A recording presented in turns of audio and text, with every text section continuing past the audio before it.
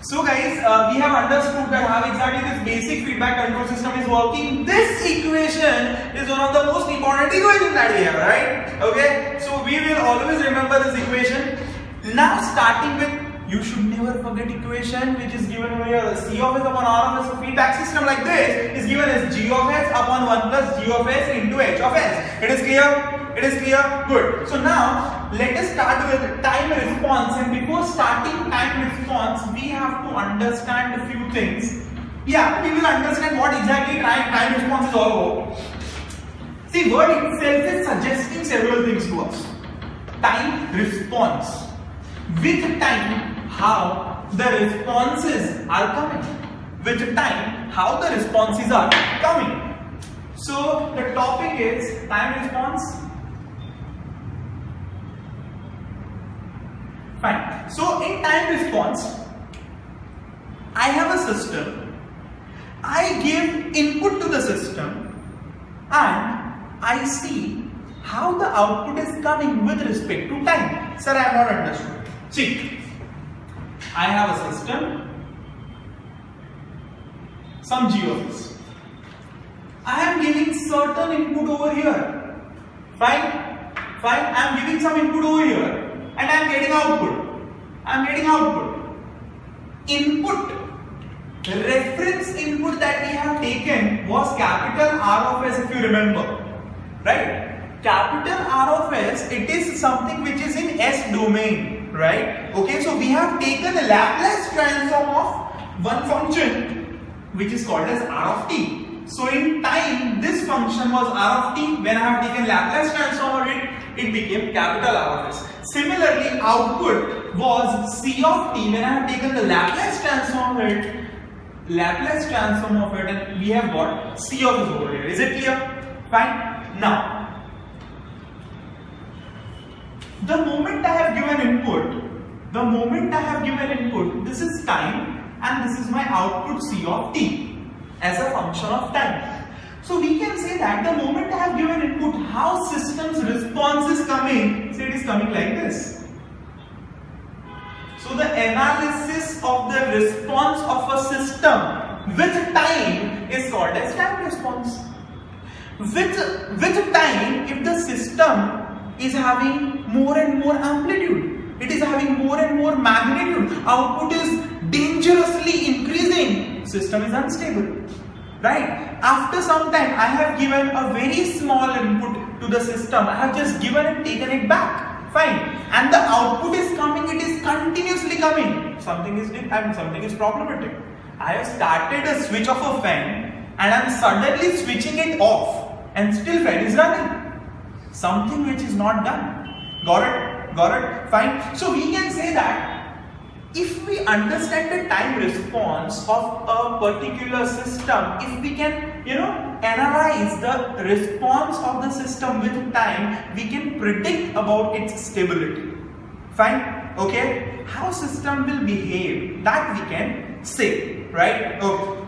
So now, we will be talking specifically about few inputs which are called as test signals, right? So now the topic is test signals.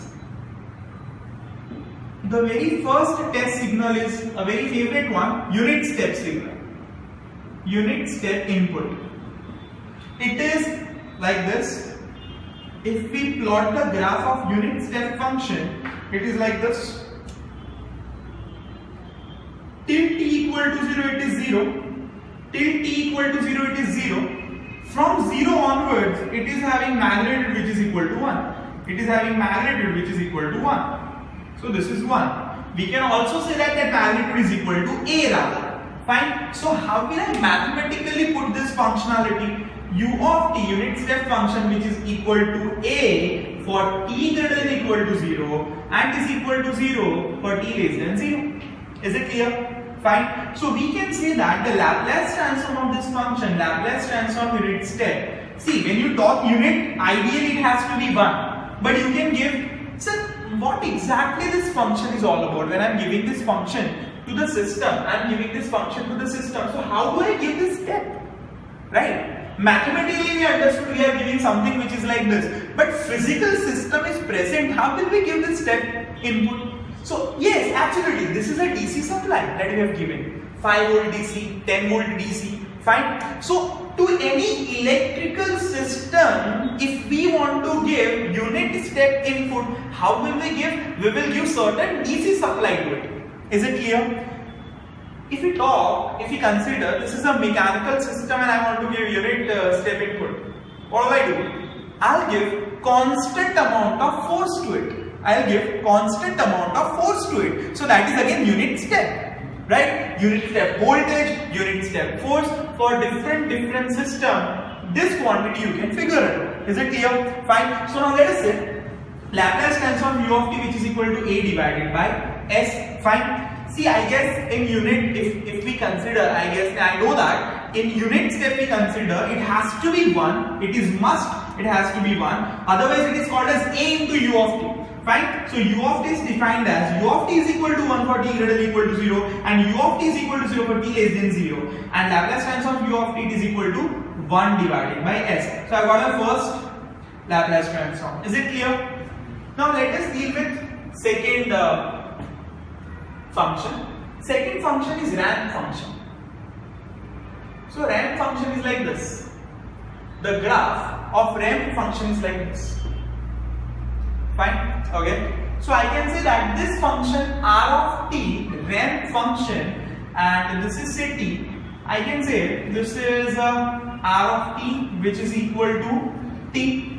Fine. Let us take Laplace transform of it. So we can say Laplace transform r of t. It is equal to Laplace transform of t is equal to 1 upon s squared. So it is 1 upon s squared. Is it clear? Fine. We have got this. Now let us deal with the third function. Like it is a parabolic function. In parabolic function, we have this as time and the functionality is like this. Fine. And this function f of t, parabolic function f of t is defined as t square by 2. Right? This f of t function is defined as t square by 2. So initially the slope, rate of increment of that functionality will be less, but then suddenly it will increase. Right? We know that 0.1 square will be very small. Right? 1 square will be 1, but 2 square will be 4, 3 square will be 9. So then gradually it will be increasing. So we can say that f of t is equal to t square by 2. Laplace transform of f of t, which is equal to t square, which is 1 upon s cube. Right? It is actually 2 upon s cube. And 1 upon 2 is already there. 2 will get cancelled out. So we have got 1 upon s cube. So we have got the Laplace transform of parabolic function as well. And now something which is so important.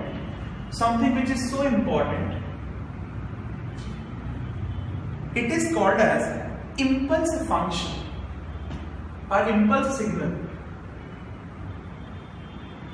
Now, what is impulse? Impulse is something which comes for a very small moment. Impulse is something which is coming for a very small moment, right? So let us say impulse is like this. I am trying to define this term impulse. Let us say if I have a function, this is A and this is capital T, right? This is a pulse, right? And I am talking, this is a pulse, this is A and this is capital T, this is time. So this is what we call as pulse.